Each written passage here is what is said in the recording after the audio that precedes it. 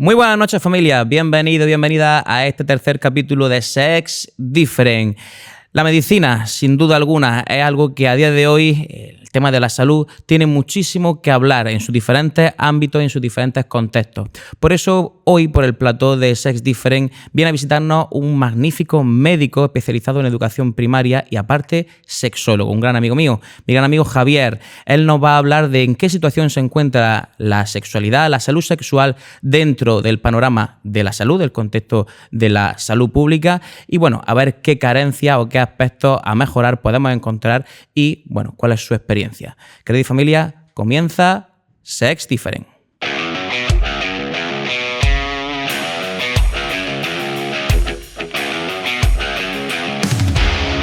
Mi hermanito Javi, ¿qué pasa? Bueno. Muy buenas noches, don Javier. Buenas noches, ¿cómo estamos? Pues muy bien, muy agradecido y un gustazo, esto de verdad de corazón, de tenerte aquí. Ya sabes cómo ha sido una grata sorpresa. Para quien no lo sepa, Javi, mi amigo Javi, tengo que decir que mi amigo Javi es una de las personas con las que más tiempo he compartido durante mi formación en el máster de sexología aquí en la Universidad de Almería. Y bueno, seguimos compartiendo espacios dentro del tiempo que nos permite nuestras vidas. Javi, preséntate tú, porque yo te he hecho antes una pequeña presentación, pero bueno, médico de familia. Médico de familia, sexólogo, actualmente doctorando. Sumiller, que eso no nos viene al caso. Sí, pues por supuesto, pues sabes tú que sí. Pero bueno, muchas cosas hago, sí, pero eso. Sobre todo médico de familia, que es lo que me dedico. Médico de familia. Profesional. Y aparte, estás haciendo tu tesis, que era sobre. Sobre la sexualidad en atención primaria, precisamente. Sí, mezclo un poco las dos cosas. Porque tú ahora mismo estabas trabajando en la atención primaria, pero en un distrito, ¿no? En algún distrito. Aquí, en Almería. Vale. ¿No estás por ahí, por otro? Bueno, tuve. Por habla, sí, excepto, ¿no? Bueno. Está en muchos sitios, sí. El verano lo pasé en Habla, en Río Nacimiento. Fui médico de Fiñana, después estuve en Jerga y ahora estoy en La Cañada. Bueno, sí, vamos. Está cerquita. Muy bien.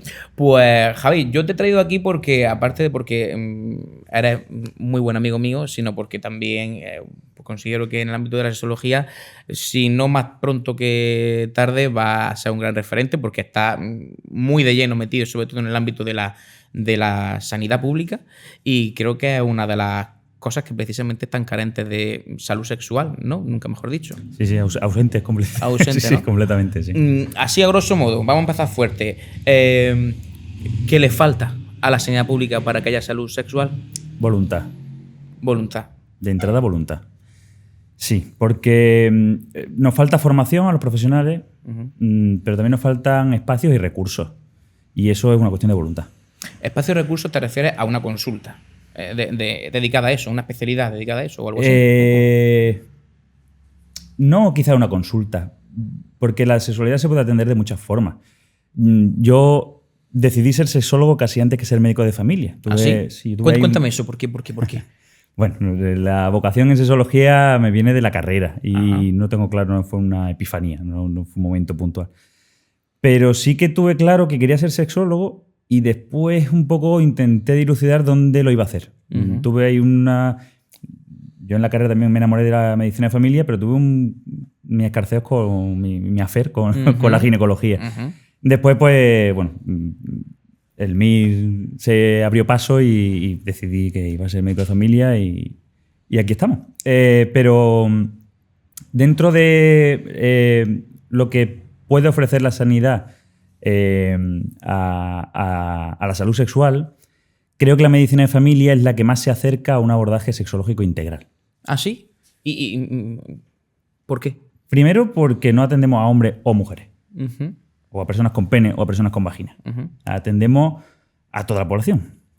Pero además la atendemos con una serie de aspectos que son pilares fundamentales de la medicina de familia que beneficiarían mucho a una apuesta por la salud sexual. Son el principal, la longitudinalidad, aunque ahora mismo la apedrean, ¿no? La longitudinalidad lo que significa es que tú tienes a tu médico de familia durante toda la vida, que es la misma persona con la que acabas desarrollando una relación de confianza, que casi es parte de tu familia, ¿no? Y eso, pues a lo largo de los años, va generando una relación que otros profesionales no tienen. Y eso también te genera un clima en la consulta que te permite... De confianza. Claro, es mucho más sencillo consultarle tus problemas de salud sexual o tus dudas de salud sexual a una persona a la que conoces y que ya te ha tratado y que es parte de tu cotidianeidad, que una persona que no conoce de nada. Y de ahí emana esa voluntariedad a la que tú haces alusión. Esa voluntad, ¿no? Esa voluntad para que haya, ¿no?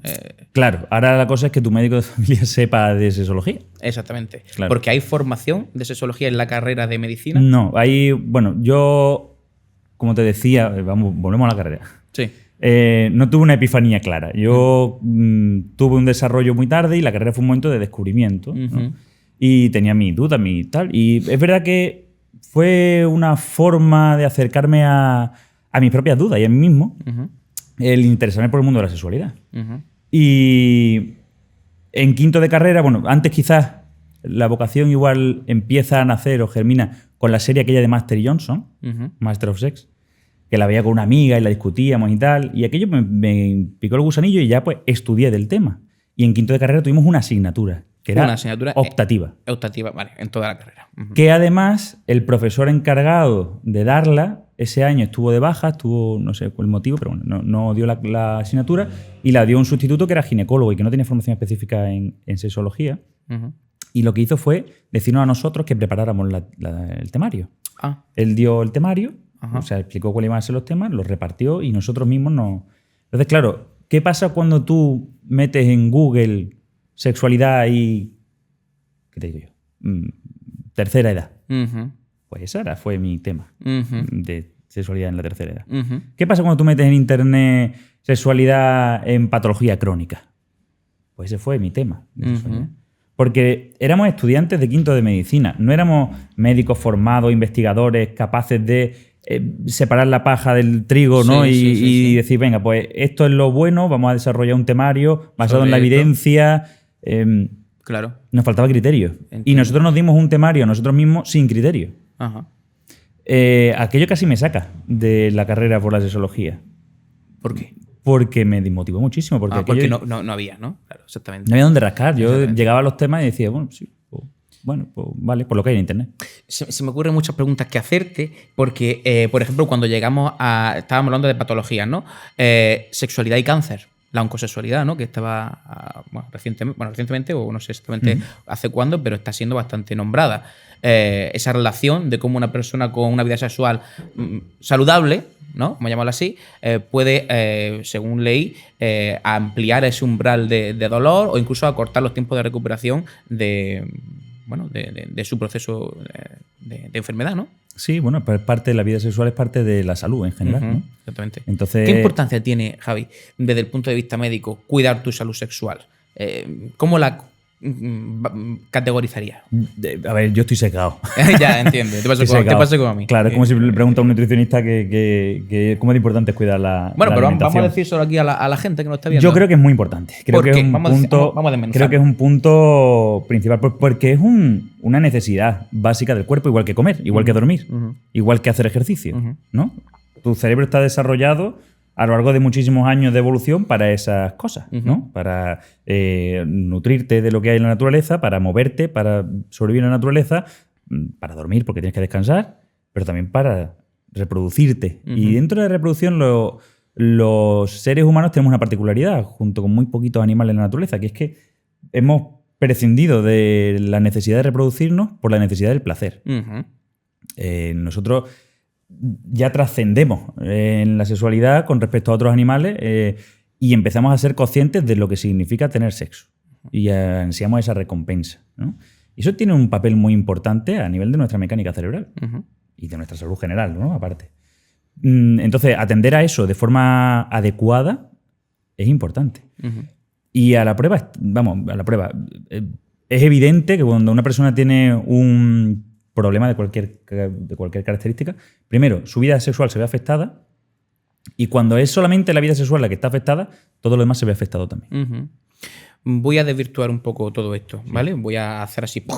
Esas personas que dicen que no tienen necesidad de tener relaciones sexuales o, esas personas que se hacen llamar asexuales, por ejemplo, ¿tienen cabida dentro de esa lógica de la que venimos hablando? Absolutamente, claro. Cuéntanos un poco. Si tú no tienes esa necesidad, no tienes que atenderla de la misma forma que quien sí la tiene. Y igual que quien tiene mucho apetito sexual no tiene que atender a su sexualidad de la misma forma que quien no tiene tanto apetito sexual, ¿no? Son formas diferentes. La cuestión está en que tú satisfagas esa necesidad de forma adecuada. A eso me refiero, porque quizás la gente, es posible que estemos desvirtuando qué es satisfacer tus necesidades sexuales, seguramente. Claro, y quizás decir satisfacer o atender a tus necesidades sexuales de forma correcta, igual puede parecer que lo que estoy hablando es de tener yo relaciones sexuales. Exacto. No voy por ahí. No voy por ahí.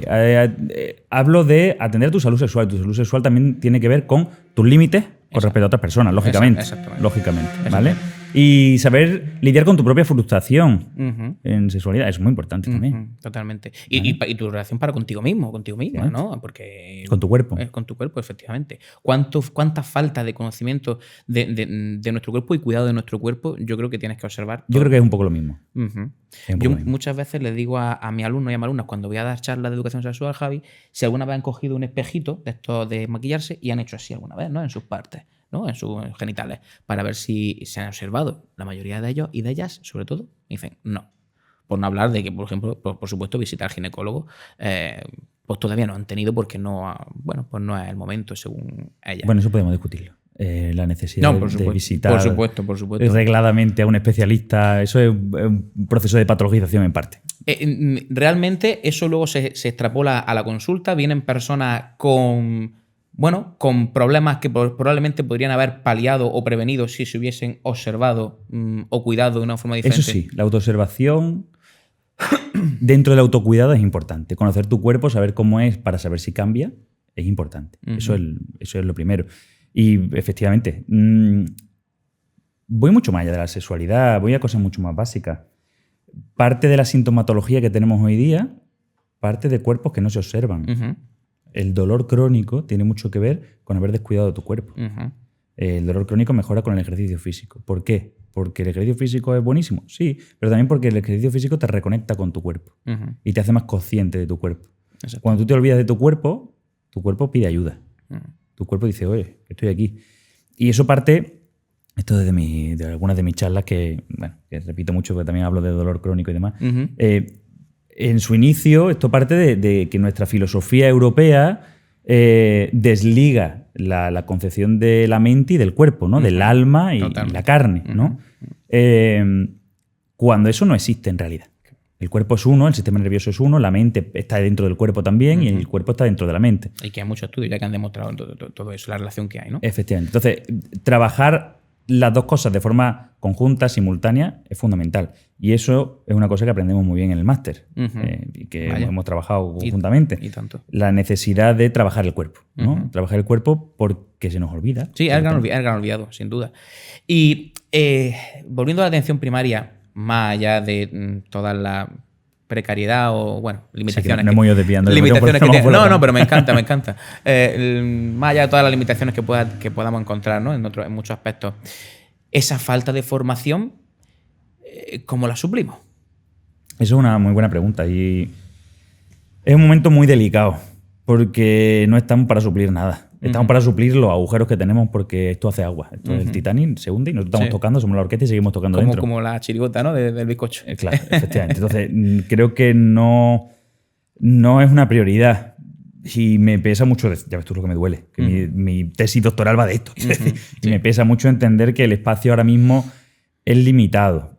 Dentro del espacio limitado, creo que con voluntad se hacen las cosas de forma diferente. ¿Vale? Pero realmente hay voluntad por parte de ese profesional que lleva, 25 años trabajando o 5, no lo sé, por interesarse por una persona que viene a consulta y dice, mira, es que pues tengo como muchas veces, ¿no? Me han llegado a mí también a preguntar en asesoramiento, es que creo que tengo eyaculación precoz, ¿no? Y entonces me ha llegado a mi gente que me ha dicho, es que me ha dicho el médico de cabecera que me toma estas pastillas. Y a mí me explota la cabeza, porque digo, ¿dentro de qué diagnóstico ese médico o esa médica pauta eso, ¿no? Claro. Por ejemplo, para la eyaculación precoz. Sí, supongo que le pondría algún antidepresivo, ¿no? Alguna cosa así. Bueno, o la pastillita, ¿no? Claro. O la, ya. Sí. A ver. La típica Viagra, vaya. Es parte de lo que estamos investigando. Ujú. Ver si los profesionales de primaria están dispuestos a formarse en esto. Igual no les interesa, igual no quieren. Bueno, yo creo que si tienes recursos, la atención primaria, la medicina de familia, no la atención primaria, la medicina de familia, la especialidad de medicina de familia, que es algo diferente a día de hoy, por desgracia, a la atención primaria, es capaz de resolver o nos forman para poder resolver entre el 90 y el 95% de la demanda. Y eso es una cuestión de recursos. Si tú tienes un ecógrafo en tu consulta, claro, pues igual puedes resolver cosas que sin él no podrías resolver, ¿no? Exacto. Si tú tienes formación en infiltraciones, puedes infiltrar cosas en tu consulta que de otra forma no podrías hacer. Si tienes formación en cirugía menor, podrías, si sabes tratar, pues esto es una cosa más.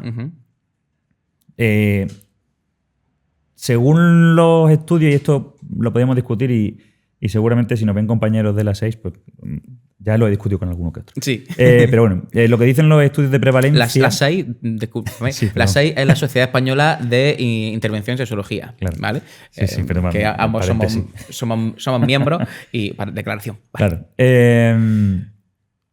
Los estudios de prevalencia lo que nos dicen es que en torno a un tercio de los hombres y el 40% de las mujeres, y eso es lo discutible, ¿no? Sí, los criterios para tener esos datos, pero bueno, esas son las cifras de la mayoría de estudios de prevalencia, tendrán alguna disfunción sexual a lo largo de su vida.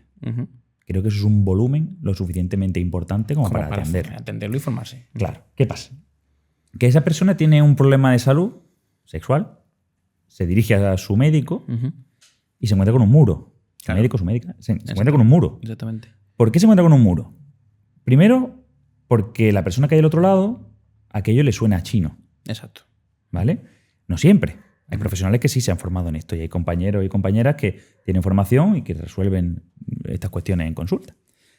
Pero de entrada no es lo común, ¿vale? El estudio que estamos realizando, los resultados lo que nos dicen es que creo que no llega ni al 5% de los profesionales, ¿vale? Que tienen formación de algún tipo. La inmensa mayoría no tienen formación. Cuando lo que nos dicen estos mismos estudios es que la mayoría de pacientes sí querrían que su médico de familia supieran del tema, se sentirían en confianza de preguntarles y les gustaría tener una respuesta favorable, ¿no? O una respuesta al problema que se plantea, favorable o no.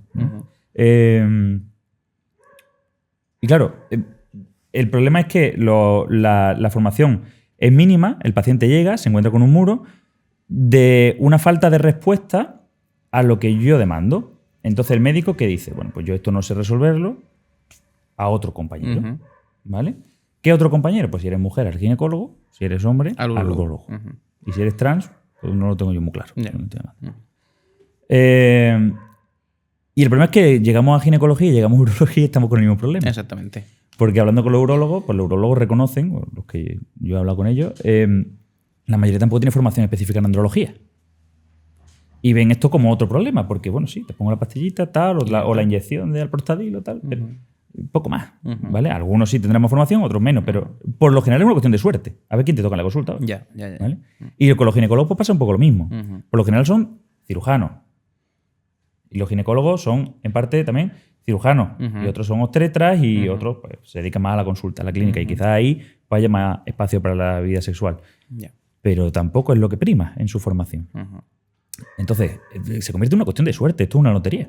Si va un profesional que tiene formación, te atiende, pues llegas a donde quisiera o no. Ya. ¿Y ha pensado mi amigo Javi en abrir su consulta de sexólogo? Sí, de hecho pilotamos una consulta en la sanidad pública aquí en Almería hace un par de veranos. Ahí está la consulta de Pedro. Ahí va, sí. Y vamos a hacerlo conjuntamente. Él se iba a encargar de las personas con vulva y yo me iba a encargar de las personas con pene. Eso se llamaba así. El proyecto se nombró como Consulta de Salud Sexual para Personas con Pene. Y bueno, lo pilotamos, lo pusimos en marcha, fue muy exitoso. Se llenaron las consultas, se hizo en 3 centros de salud, se llenaron las consultas en cuestión de días. O sea, y bueno, los resultados iban siendo positivos, pero se cerró la consulta. Dices se cerró la consulta, entiendo porque no había más chicha, ¿no? De donde tirar. Bueno, no, porque no había. Se podía haber continuado con ella. Me refiero en cuanto a recursos. En cuanto a recursos claro. y apuesta. Efectivamente. No sé, los motivos reales los desconozco. Yo bueno, ahí se quedó. Ya. ¿Te mojas y nos dices cuál crees que fueron los motivos? Es que no lo sé. No lo sabes. No lo sé porque no lo he hablado. No sabes. A ver, sí, me dijeron que el espacio que les estaba haciendo, que era una consulta de tarde, no era el idóneo para hacer esa consulta. No estaba pensado para eso. Ujú. Y que había que diseñar otro espacio, pero no se diseñó. ¿Crees que hay algún tipo de interés más, no sé, de otras esferas que buscan intentar ir por otro camino diferente? Claro, ¿O el distrito de Almería se apostó por ello. Tuve mucho apoyo por su parte. Fue cuando Sevilla se enteró. Ajá, Cuando se dijo que el espacio no era el adecuado. entiendo. Y no sé si hay algún otro interés detrás, porque no lo sé. Nos quedamos pendientes de llevarlo adelante. Es verdad que a mí me enfadó bastante, entonces no puse de mi parte tampoco. Ahí hubo un poco de duelo, ¿no? Ya, te entiendo. Entiendo por lo que hemos escuchado en los congresos y demás que los principales casos de casos sexológicos que vienen a consulta, en el caso de personas con pene, es eyaculación precoz y disfunción eréctil. Disfunción eréctil por encima de todo. Por encima de todo. Sí. ¿A causa de qué? La principal causa, la diabetes. La segunda, factores psicológicos, habitualmente, es lo que yo veo. ¿Cómo influye la diabetes en una persona? Muchas formas. De entrada, tu sangre se vuelve más espesa, después genera daño vascular. Primero empieza. De hecho, la disfunción eréctil es el marcador, un marcador precoz de enfermedad isquémica cardíaca, ¿vale? Un predictor de infarto. Ajá. ¿Vale? Muy interesante eso que acabas de decir. Súper interesante. Claro. Una persona que tiene disfunción eréctil de causa vascular tiene mucho más papeletas de que de pete la patata. Vale. O que le dé un ictus. Y hemos dicho diabetes y luego causa factores psicológicos. Sí, yo estoy viendo muchos jóvenes. Muchos jóvenes, yo también. ¿Pero por qué? ¿Qué crees tú? Mucha ansiedad de rendimiento principalmente. Ansiedad de rendimiento. Bueno, expectativas, ahí entráis vosotros mucho más, ¿no? En el tema educacional. Creo que hay una expectativa con respecto a lo que tiene que ser una relación sexual canónica y no se llega. No se llega a eso. Pues claro, el problema es que ¿qué es el canon, ¿no? En la sexualidad. Bueno. Pues imagino que el que marque la pornografía. Puede ser. Principalmente eso, sí. Un caso de un chaval que en el gimnasio se estuvo poniendo testosterona y su problema de erección venía porque no se le levantaba tanto como cuando se pinchaba la testosterona. Muy fuerte eso, ¿eh? Muy fuerte. Mi canon es cuando me chuto. ¿Podría explicar eso cómo influye? Porque creo que es algo muy interesante que hoy en día precisamente los jóvenes pues hacen por este culto al cuerpo y creo que no son conscientes de los riesgos que corren cuando hay ese tipo de ¿A qué te refieres exactamente? ¿A nivel hormonal? Sí. ¿A nivel...? Bueno, hay muchos niveles. Sí. Hay muchos niveles. Sí. Haz un mix, por favor, para que quede claro y quede reflejado aquí. Un mix es que cuidar el cuerpo es lo más deseable que podemos hacer por nuestra salud, después de dejar de fumar. ¿Y cuando tienes ese tipo de...? Ahora. Sin pasarse. Claro. Hay que ser sanos, ¿vale? Pero ser sanos es entrar dentro del centro de la curva. Si miramos una distribución normal, ¿no? Pues ni por falta ni por exceso. Sí. ¿De acuerdo? ¿Y el exceso qué es? El exceso es, por ejemplo, suplementar con proteína por encima de lo que mi cuerpo pide. Y cargarme mi riñón por culpa de eso. Yeah. Es volverme adicto al ejercicio y no hacer otra cosa en mi vida. Que ejercicio. Es decir, bueno, que ya eso depende también de la satisfacción de cada uno, ¿no? Y ahí entrarán los psicólogos mucho más que yo. Es lesionarse continuamente por un exceso de ejercicio, ¿vale? Bueno, los deportistas de élite se cuidan mucho precisamente de no... o sea, cuidan mucho su descanso. Y cuidan mucho el no pasarse. Qué importante es el descanso precisamente para tener relaciones sexuales satisfactorias. Claro. Okay.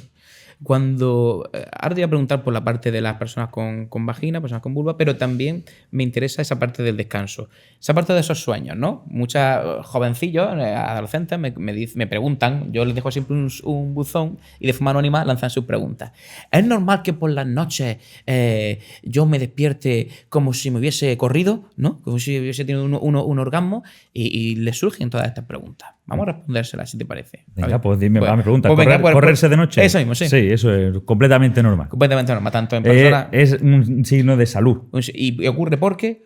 Ocurre porque, bueno, pues normalmente suele ocurrir en contextos eróticos, oníricos, ¿no? Estoy soñando con algo que me pone. En el contexto del sueño, pues hay una erección y cuando la excitación alcanza su máximo grado, pues se tiene un orgasmo y se Sin necesidad ni siquiera de uno. tocarse. Hay el poder de la mente, ¿no? Bueno, claro, es que eso es. Claro, eso sería el nivel óptimo de control del cuerpo. Sí. ¿no? El controlar mi deseo hasta el punto de no necesitar un estímulo físico para tener orgasmo. Efectivamente. ¿no? Eso sería una cosa. Ay, son tantas preguntas que se me rebota la cabeza, tío. Vale. ¿Cuánto de importante es masturbarse? Entendiendo la masturbación como algo más allá de nuestros genitales. ¿Cómo de importante es? Lo digo porque a nosotros, cuando yo doy mis charlas de educación sexual, hay gente que es pro hablar de masturbación en niños y niñas de 12 años o 10 años. Y gente, pues que no. Hombre, es imprescindible hablar de masturbación con niños de 12 años, incluso casi de antes. No por nada, porque tú no hables de eso, no van a dejar de hacerlo. Otra cosa es que quieran hacerlo. ¿Vale? Y aquí eso es lo primero, ¿no? Que yo me masturbo porque me apetece. Obviamente. Y ya está. Y ahí se acaba la discusión. Me apetece masturbarme, me masturbo y es sanísimo. Y no me apetece masturbarme, no me masturbo. ¿Qué beneficios tiene la masturbación? Principalmente uno, que es de mantenimiento, como yo digo, ¿vale? Es muy importante tener erecciones, tanto en el pene como en la vulva. Que llegue la sangre, que oxigene los tejidos, ¿vale? El desuso atrofia. ¿De acuerdo? Y las personas con disfunción eréctil, por ejemplo, los hombres con disfunción eréctil, las personas con pene con disfunción eréctil,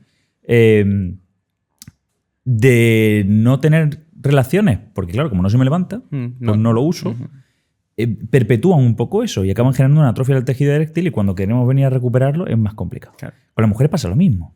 La causa principal de atrofia, que es posmenopáusica, no suele ser tanto la falta de estrógeno, sino que como me duele porque no tengo una buena lubricación por la falta de estrógeno, dejo de usarlo y se me va atrofiando. Entiendo. ¿Vale?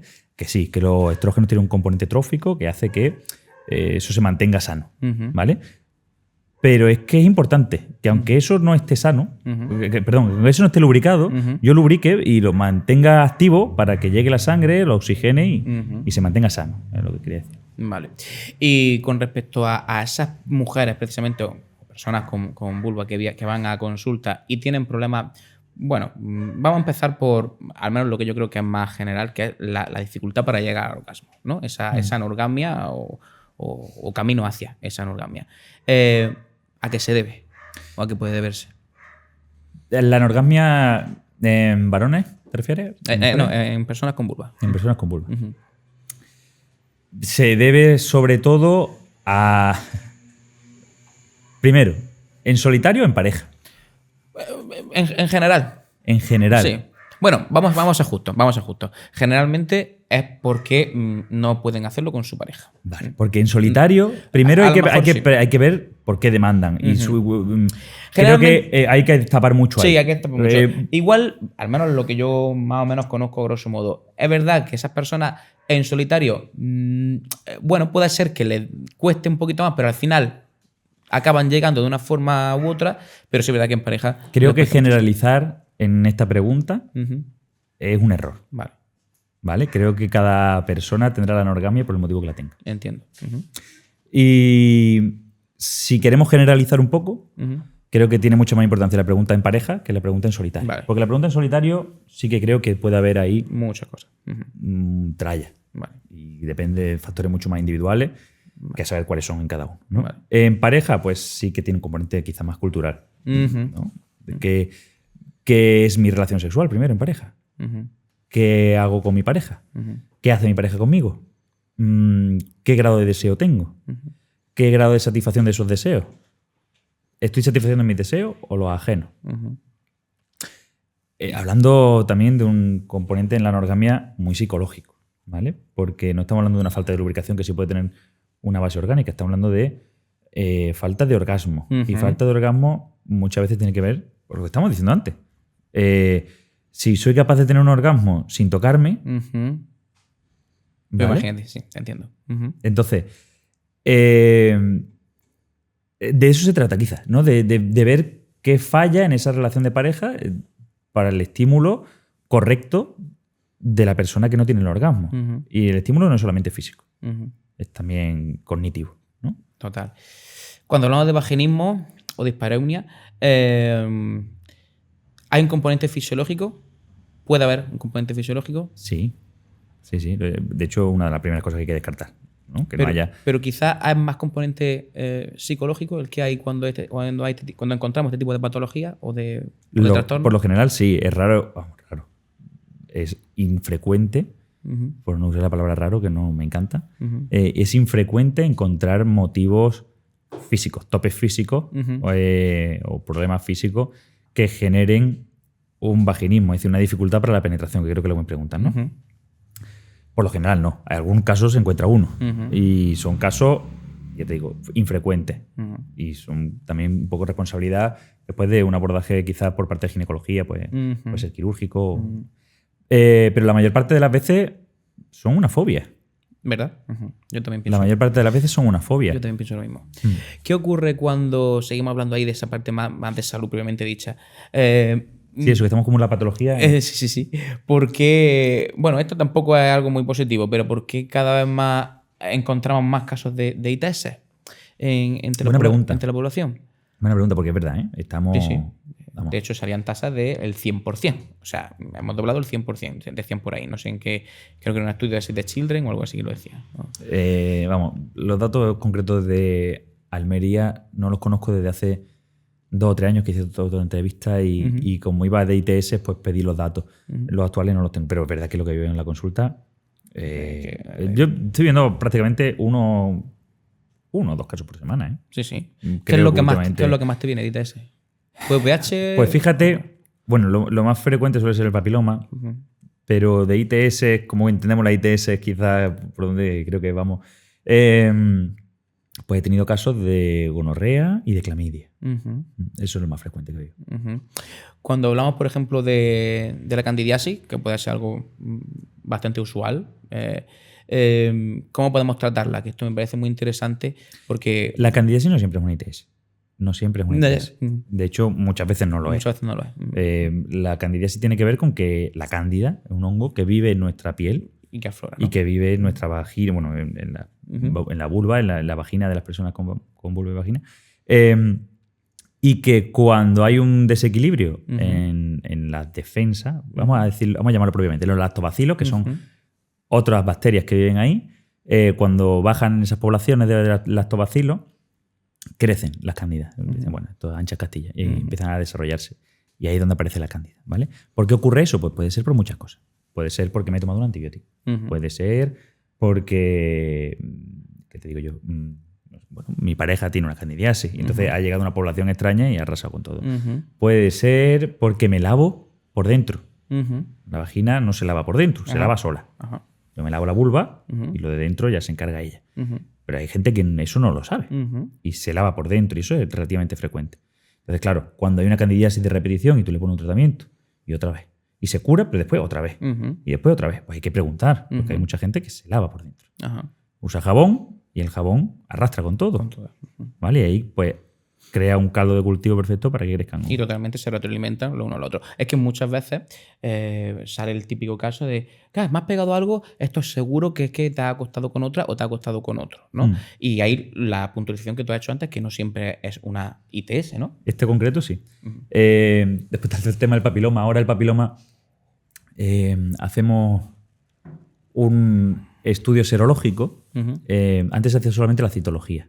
¿Vale? Se tomaba la muestra, se miraban las células al microscopio y veíamos si había alguna célula cancerosa o precancerosa. Que de hecho, a eso quiero llegar. Dentro del papiloma hay varias cepas, ¿no? Sí, hay un montón, hay más de 100. Y hay algunas que son cancerígenas, ¿no? Sí, bueno, todas son potencialmente cancerígenas, unas más y otras menos, ¿vale? Potencialmente todas, pero a efectos prácticos no todas, ¿vale? Algunos serotipos sí que van a generar cáncer con mucha probabilidad y se hace un seguimiento más estrecho y otros pues probablemente no desarrollen ningún problema. Esos serotipos son los de las vacunas. Bueno. Perdóname que haga un inciso, que te corté. ¿Debemos vacunarnos? Esa es una pregunta. ¿Debemos vacunarnos? Sí. ¿Debemos vacunarnos de forma financiada? Tengo mi duda. No te entiendo. Es que esto es un marrón gordo, ¿eh? Esto es un marrón gordo. Cuando hablamos de vacunación, Sí. hablamos de estrategias de salud pública. Y ahí tenemos que hablar de algo que es el coste-oportunidad. Eso es muy importante. Cada euro que invertimos en sanidad Ujú. tiene que ser eficiente. Tiene que ahorrarnos dinero. Ujú. No sé si me Te explico, entiendo. ¿vale? entiendo. Tenemos que saber muy bien en qué invertimos esos euros. Vale. Y esos son estudios que se hacen. Vale. Y vemos si ahorrando cierta enfermedad. Esto es muy duro, ¿eh? Ujú. Esto es muy duro, porque decir, no, es que Entiendo. no es rentable curar tu enfermedad Sí, o prevenir sí. tu enfermedad, Ujú. eso es muy duro. Ujú. Pero es que el sistema sanitario tiene que funcionar así, Ujú. con esa crudeza, Ujú. porque no hay dinero para todo. Ujú. Entonces hay que priorizar aquello que más salud va a generar. ¿Vale? Y concretamente el cáncer de cuello de útero no es de las patologías que más dinero nos cuestan, porque no son tan prevalentes. Ujú. ¿Vale? Son prevalentes sobre todo en poblaciones marginales, en el tercer mundo y en poblaciones marginales, que no tienen acceso a programas de cribado, que no tienen... Ujú. Desde luego, vacunar a los niños de forma financiada, que ahora se ha introducido Sí. esa vacuna, Niñas. niños, varones, ¿También? Ujú. Vale. me parece una apuesta arriesgada. Porque desde luego el cáncer se hace con una idea, yo creo, de erradicación. Ujú. ¿No? Si nadie lo puede contraer, llegará un momento en el que no haya. ¿no? Ujú. Eso hay que demostrarlo también. Ya. Eso hay que demostrarlo. Que eso sea así con la vacuna, eso hay que demostrarlo. Desde luego, por una estrategia costo eficiente no es. Ujú. Porque cuántos cánceres orofaringeos se generan por papiloma en nuestro medio. Con respecto a otras patologías, ¿eh? Siempre. Ojo, que hay gente que lo tiene y que sí, que es un problema de salud importante. Pero lo que te digo del coste-oportunidad. Y Ujú. por eso te digo que me metes en un marrón, ¿vale? Ujú. Porque esto es duro de decir, pero es el abordaje que tenemos que pensar siempre cuando hablamos de salud pública, ¿vale? Entonces, bueno, ¿debemos vacunarnos? Sí. Financiado, quizás es una pregunta mucho más difícil de contestar. Da igual la edad que tengamos para vacunarnos. No, hay edades específicas. Se recomienda en la adolescencia y después en la edad adulta según el riesgo de cada uno. Ujú. ¿Vale? Eso... Yo me acuerdo que fui una vez a preguntarlo a mi médico de cabecera y me dijo que no me vacunase, que no era necesario. Bueno, por necesidad. Que la necesidad. Te digo una Pero respuesta- ojo, yo es una- iba por lo privado, ¿eh? Claro, indicada no la tienes Ujú. ahora mismo. Ya, entiendo. Indicada no la tienes. Los beneficios, es que eso hay que estudiarlo. Es que te insisto en lo mismo otra vez. Estamos hablando de qué te vamos a prevenir a ti, Ya. concretamente. Ya. Ujú. ¿Vale? Y si te vamos a aportar un beneficio en salud. Y si vacunarte con esta edad es algo rentable para tu salud. Vale. Es que ya te digo que me he metido en un... Sí, te he Embolado. hecho un poco la putada, pero, Sí. pero era necesario. Por donde íbamos con el tema del papiloma, Sí. porque me parece importante. Y aquí se entiende muy bien lo de que prevenir no siempre es mejor que curar, Ajá. ¿vale? Que eso es muy importante. Tenemos mucha propaganda, mucha publicidad con el tema de prevenir. Y bueno, hay que tener cuidado con la prevención, porque la prevención puede ser muy peligrosa también. Ujú. Mira, Puntualízame. este ejemplo creo que es que últimamente lo estoy viviendo con mucha claridad, ¿no? Antes mirábamos las células al microscopio, como te iba diciendo, del cuello de útero, ¿vale? Y veíamos si había algo canceroso o precanceroso. Para abordarlo pronto. Ujú. Eso es una intervención temprana, ¿vale? Pero cuando ya hay un cáncer, Ujú. ¿de acuerdo? Ahora, ¿qué hacemos? Ahora lo que hacemos es, aparte de eso, mirar si hay, cuando metemos el escobillón y tal, hacemos un zumito con esa célula y le hacemos una PCR. Vemos si hay cierto ADN, ¿no? Que es del papiloma. Y con eso vemos si está infectado o no la persona, si eres VPH positivo, ¿no? Ujú. ¿Eso significa que tienes un cáncer? No. ¿Eso significa que vas a tener un cáncer? No. De hecho, la mayoría de la gente que se infecta por papiloma, la mayoría aclaran el virus, Ujú. ¿vale? Y no acaban desarrollando la enfermedad. De esa gente, un porcentaje sí desarrolla una lesión premaligna y de esa gente, si no la pillamos a tiempo, un porcentaje desarrolla un cáncer, Ujú. ¿vale? Ahora yo te digo, eres VPH positivo Ujú. y tú no sabes lo que es eso. Ujú. Eso hay que explicar muy bien. Ujú. Porque tú le dices a una persona, eres VPH positivo, y claro, la gente dice, VPH positivo, le suena a SIDA, Sí, claro. ¿no? Eso hay que explicárselo muy bien a los pacientes. Porque el efecto que puede provocar, ¿verdad? Y A nivel ahora emocional. yo he tenido pacientes con un verdadero duelo. Un verdadero duelo, unos ataques de ansiedad tremendos, de no dormir por las noches, de pedirme medicación porque no pueden, por el diagnóstico de tienes VPH. Ya. Y, ojo, no es una cuestión de falta de problema pedagógico, ¿no? Le he dedicado consultas y consultas y me lo he citado varias veces para decirle, no, mira, que esto significa lo que significa, que simplemente es que vamos a revisarte, pero que no hay nada peor que eso, ¿no? Entonces, hay que tener cuidado. No siempre prevenir es mejor que curar. Y tengo muchas dudas con esta medida, que no dudo que tendrá sus beneficios con respecto al cáncer. Es probable que si esto se cumple a rajatabla y toda la población llega a este cribado, pues el cáncer de cervix sea algo anecdótico. Pero claro, es lo que te vuelvo a decir. El cáncer de cervix es frecuente ¿en quién? En poblaciones marginales, en tercer mundo, quien no accede a esto, por lo tanto. Entiendo. Jolín, Javi, se me ocurrirían muchísimas cosas más que preguntarte, pero... me da una cosa pena, que hemos hablado mucho de patología y poco de salud. Pues venga. Venga. De promoción de la salud. Sí. Porque ¿Qué hacemos para tener una buena salud sexual? Más allá de todo lo preventivo habido por haber, que ya hay estipulado y que conocemos bastante. Claro, la mejor prevención es la que no se hace, ¿no? Y ahí, te insisto, tenéis vosotros un papel fundamental, porque una parte muy importante de la patología que vemos proviene de una mala educación sexual, ¿vale? Que es la que tenemos todos. La que quisiéramos tener. Algunos sí es la que quisieran tener, una mala educación sexual, pero bueno, no todos, ¿no? Eso tiene un papel muy importante. Trabajar nuestro cuerpo es fundamental. Es fundamental. Tener un cuerpo sano es tener un caldo de cultivo propio para una salud sexual estable. Respetar los límites propios y ajenos es fundamental para tener una salud sexual sana, ¿no? Sana. ¿Cuánto de importante crees tú que es bueno, esto, insisto que esto es muy personal y muy subjetivo, ¿no? Y de ahí los límites que tú decías antes. Pero ¿cuánto recomendaría una persona profesional en salud conocer su cuerpo y explorar y experimentar? Y esto ya que lo pille quien quiera, ¿vale? Creo que es fundamental. Fundamental. Sobre todo si te vas a dedicar al tema de la sexualidad. Ahí eso es súper importantísimo. Ahí importantísimo. Y cuando no, también. Porque conocer tu cuerpo es también conocer el ajeno un poco. ¿Vale? No puedo conocer el cuerpo ajeno sin conocer el mío. Y ahí es donde iba de la parte más importante quizás de la salud sexual, es darle importancia al placer. Al placer. En todas sus dimensiones. Yo estoy harto, tío, de ver cómo, lo hablábamos en entrevistas anteriores, aquí con invitados aquí, cómo todo lo que gira en torno a la parte educativa, que es la que me compete, relacionado con la sexualidad, pues está muy ligado al tema de la prevención, de todo lo negativo, de esos malos rollos que nos contaban. Y al fin y al cabo hemos hablado de eso, ¿eh? Sí, porque al final, fíjate cómo nuestro... nuestro... Y de ITS.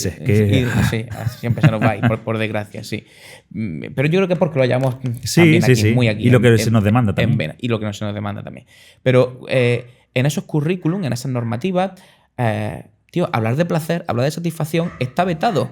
¿O no es posible? ¿Y por qué a mí, con 9 años o con 10 años, no podía venir una persona, un profesional, a decirme cómo masturbarme? Por ejemplo. Primero, ¿qué tiene de malo? Que un niño de cierta edad aprenda, ¿no? O sepa. Se masturbe. Si tiene la necesidad, insisto. Exactamente. No es una cuestión de obligar a nadie a nada. Pero es que los niños se masturban con 9 años. Y con 5. Y con 4 y con 3. Yo tengo numerosos compañeros que en miles de ocasiones me vienen a consulta a mi clase y me dicen, Jesús, profe y maestra de infantil, tengo una niña que no para de restregarse con el pico de la mesa o con la silla. O incluso entre ellos mismos se tocan, ¿no? Y vos se echa la mano en la cabeza, ¿no? Y claro, y ahí la pregunta es, vale, ¿y qué? Claro. Lo que hay que explicarle a esa niña es que eso no se hace en público. Exactamente. Que eso hay que hacerlo en tu cuarto, en el baño, tú estés cómoda, tranquila y que no te vea nadie. Exactamente. Pero por una cuestión de intimidad y darle dimensión a la intimidad. Pero no hay que prohibir ni demonizarle el placer a esa persona. ¿Por qué demonizamos el placer sexual y no el tomarte una copa de vino o el tomarte una oncita de chocolate o salir al sol a pasear y ver los paisajes. Desde el punto de vista de la salud, creo que eso hace falta divulgarlo más. Porque a lo mejor yo me voy a ir a lo más antiguo, ¿no? Yo recuerdo cuando mi abuela pues, iba al médico y decía don fulanito, ¿no? O incluso al propio maestro también se le decía don tal. A lo mejor tendríamos que, entre comillas, volver a ese respeto o alabo o creer a ciencia cierta, hasta ciertos límites, a esos profesionales de la salud para creernos cuando nos digan que el placer y la satisfacción tienen que estar en primera línea de prioridades de nuestra vida. Cuando me preguntas por la anorgasmia, habría que ver quizás lo más importante, qué relación tiene esa persona con el placer. Por ejemplo. Creo que ahí es donde hay que ahondar, ¿no? Y eso es extrapolable a todo. ¿Por qué se demoniza tanto hablar de placer y de satisfacción en los tiempos que nos atañen? Es una herencia cultural de otra época en los que el placer era la carne y la carne era el pecado. Y se arrastra todavía. Y hay gente que lo tiene muy inculcado a sangre y fuego. Por suerte esas murallas van cayendo, por inercia yo creo también, pero hay mucha resistencia, hay mucha resistencia. Y el problema es que nos pasa a nosotros mismos, que es que vuelta a la burra, ¿no? Todo el rato volvemos a ITS, a patología, a lo que nos demanda Así es. un sector que no habla de placer. Totalmente. Porque yo quiero hablar de placer. Sí, y tienes razón. Y de hecho, además, desde aquí, entono el mea culpa por no haber puesto todavía más aquí. No voy por ti. Sí, ya, pero lo digo por que yo soy exigente. Pero sí es cierto. Es verdad que creo que el placer y la satisfacción deben de estar mucho más presentes y a lo mejor, fíjate lo que te digo, si hablásemos más de eso y cuidásemos más esa parte, pues muchas de las patologías, trastornos, problemas que tenemos mitigarían. Autoconocer el cuerpo es autoconocer el placer también. Te quiero mucho. ¿Y yo a ti? Porque sí. A ver si nos vemos más. Porque sí, nos vemos poquito. No solamente por este ratito, sino por todo lo que nos ha unido. Y lo voy a decir aquí, es que Javi y yo, pues precisamente hemos compartido mucha formación juntos y muchos raticos de encuentro y de intimidad también. Y de intimidad maravillosa. Te voy a pedir que me digas, antes de firmar, aquí en nuestro bidón de las visitas, pues que diga a cámara lo que tú quieras, Javi. Lo que tú quieras. Lo que tú quieras, porque esto es tuyo. Es tu momento. Bueno. Y es para ti. Me pilla un poco frío. No sé. Insistir en lo que hemos hablado, ¿no? La salud pasa por el placer y simplemente disfrutaros. Disfrutaros a vosotros mismos, a vosotras mismas, a vuestro cuerpo y aprended de él, que tiene mucho que contar. Eso quizás es lo más importante que podéis hacer por vuestra salud. Querido amigo, pues te invito, por favor, a que eche un garabato. ¿Qué pongo yo aquí? Lo que tú quieras, a la posteridad. También decir que Javi es un grandísimo... ¿Lo he dicho bien? Somier. Somier es lo de la cama. Sommelier, ¿no? Es que no sé si pronuncio bien. Porque es que el dios Baco, ¿no? Que era el dios del vino... Vamos a brindar por eso. Vamos a brindar por eso. Vamos a poner aquí un brindis por el placer. Tiene que haberte puesto una botellita de vino aquí, una copica de vino, leche. Déjate que después hay que volver así. Un brindis por el placer y la amistad. Un brindis por el placer y la amistad. Me encanta. ¿Te gusta? Me encanta. Y además viniendo de ti. Dame un súper abrazo. Que te quiero muchísimo. Y bueno, a ustedes, queridos amigos y amigas que nos seguís ya desde hace unos cuantos programas, desearos que tengáis una feliz semana, que 1000 millones de gracias por echar con nosotros estos raticos, como se dice por aquí, que os cuidéis mucho, que cuidéis vuestro placer, vuestra satisfacción y que seáis muy felices. Un besazo.